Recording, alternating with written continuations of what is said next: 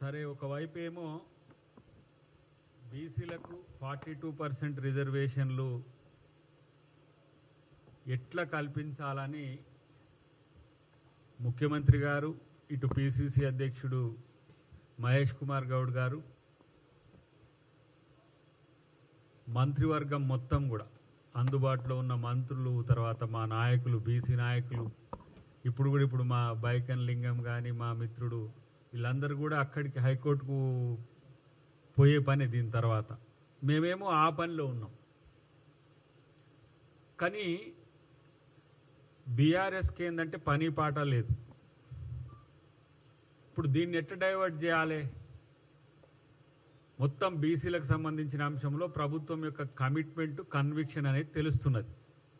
దీన్ని ఎట్లా డైవర్ట్ చేయాలి అని చెప్పేసి బస్ భవన్కి అని చెప్పేసి, లేకపోతే ఏంది ధర్నా అని చెప్పి, ఇట్లా మొత్తం ఒక డ్రామా క్రియేట్ చేస్తున్న పరిస్థితి ఇలా బీఆర్ఎస్ నాయకులను మేము చూస్తున్నాం.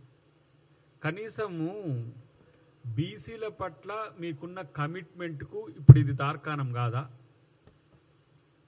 మీ స్టాండ్ ఏందో తెలియదు, మీరు చేసేదేందో తెలియదు.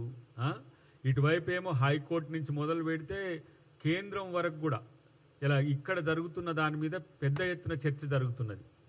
అంటే వీళ్లకు బీసీల పట్ల పట్టింపు ఎట్లా ఉందో ఇప్పుడు వాళ్ళ నిరసన కార్యక్రమం అని, బస్సుల ఛార్జీలు తగ్గియమని వాళ్ళు చేస్తున్న పొలిటికల్ డ్రామా చూస్తే మనకు అర్థమవుతుంది.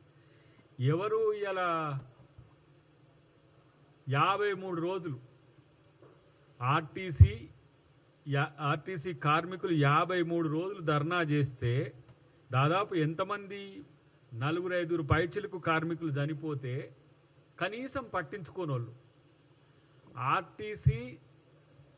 ఆర్టీసీ వ్యవస్థను విధ్వంసం చేసి, ఆర్టీసీని సర్వనాశనం చేసి, మీ ఎమ్మెల్యేలకు, మీ నాయకులకు అది కాంప్లెక్స్లు కట్టుకుంటానికి, లేకపోతే మీరు ఎట్లా దాన్ని దోచుకోవాలి, అసలు ఆర్టీసీ అనేది వద్దే వద్దని చెప్పిన కేసీఆర్ పార్టీ వల్ల ఇలా ఆర్టీసీ గురించి మాట్లాడుతున్నది. ఆ నైతిక హక్కు మీకు ఎక్కడిది? గతంలో మీరు 3-4 సార్లు ఛార్జీలు పెంచిన పరిస్థితి ఉన్నది. ఆ రోజు ఉన్న పరిస్థితులు ఏంటి, మీరు పెంచింది ఏంది అని చెప్పి ప్రజలు ప్రశ్నించినా, మేము మాలాంటి వాళ్ళని ప్రశ్నించినా, కాంగ్రెస్ పార్టీ ప్రశ్నించిన ఎలాంటి స్పందన లేదు. ఆర్టీసీ అసలు అవసరమే లేదు, ఆర్టీసీని మేము ప్రైవేట్ పరం కాదు, అసలు ఆ వ్యవస్థనే మాకు వద్దని చెప్పిన కేసీఆర్ వారసులు వచ్చి ఆర్టీసీని ఇలా కాంగ్రెస్ పార్టీ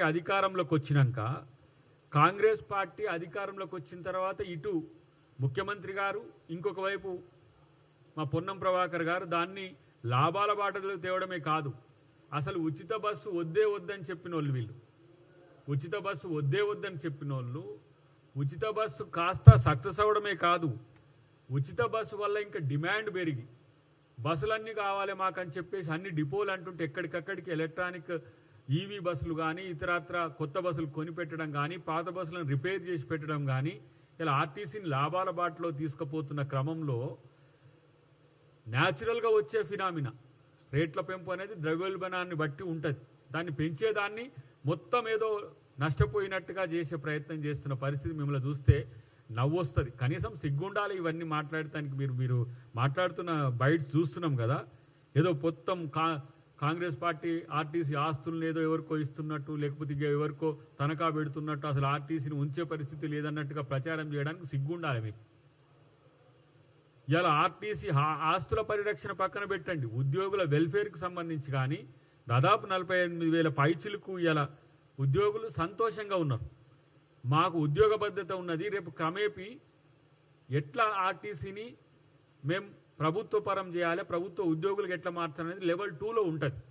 ఫస్ట్ దాన్ని సెల్ఫ్ సస్టైనబుల్గా చేయడానికి గతంలో గ్రేటర్ హైదరాబాద్కు అటాచ్ చేసి ఆర్టీసీని, ఇక్కడ లోకల్ సిటీ సర్వీసెస్ను, దాని మీద వచ్చే వాటిని కూడా ఏ విధంగా మీరు చేసిందో చరిత్ర చెప్తుంది. కాబట్టి ఏదో దొంగల నీతులు చెప్పినట్టుగా ఇటు హరీష్ రావు అటు కేటీఆర్ మాట్లాడుతుంటే ఆయనేమో దాన్ని మొత్తం చుట్టబండలు చేసి పడేసి ఎవరికో కట్టబెట్టాలనుకుని ప్రైవేట్ వ్యక్తులకు పరం చేయాలనేమో ఇంట వండుకొని ఎవరితో మాట్లాడు. ఇలాంటి పరిస్థితిని తీవ్రంగా కాంగ్రెస్ పార్టీ వ్యతిరేకిస్తుంది. నేనంటున్న ఒక మాట అయితే, మీరు ఉన్న 9 సంవత్సరాలు